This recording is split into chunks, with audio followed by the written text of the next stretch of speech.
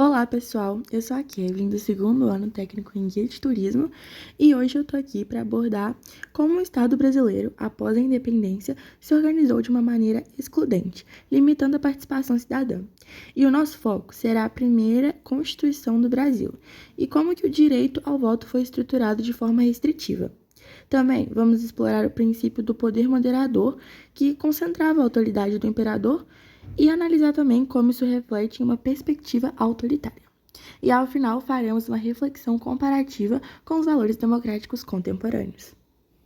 Para começar, vamos entender o contexto histórico, que após a independência em 1822, o Brasil precisava se organizar politicamente. E era um novo país, vasto e diverso, que enfrentava o desafio de se estruturar como um Estado coeso. E esse momento foi crucial para definir os direitos e deveres dos cidadãos, mas, como a gente vai ver agora, essa organização política acabou excluindo grande parte da população. A Constituição de 1824 foi um marco, pois foi a primeira do Brasil. Então, ela limitou muito o direito ao voto. Somente homens livres e com uma renda mínima poderiam votar, o que caracteriza um voto censitário. Ou seja, a cidadania estava restrita à elite econômica, excluindo mulheres, escravizados, indígenas e a maioria dos brasileiros. E a partir dessa organização, vemos como a cidadania já configurava de maneira excludente. A exclusão social reflete muito o caráter elitista da sociedade brasileira da época. A cidadania não era um direito universal, muito pelo contrário, ela estava restrita a um grupo privilegiado, homens brancos e ricos. E escravizados, indígenas, mulheres e analfabetos eram simplesmente ignorados, e isso nos mostra como o acesso à vida política e aos direitos fundamentais era limitado desde a fundação do Estado. Falando um pouco sobre o poder moderador, que foram uma das inovações mais notáveis da Constituição de 1824. Esse poder era exclusivo do imperador e permitia que ele interferisse nos três outros poderes, o executivo, legislativo e judiciário.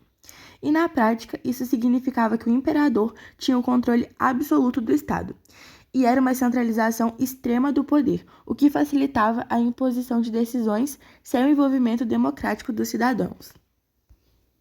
O poder moderador é um exemplo claro de autoritarismo, presente no período imperial.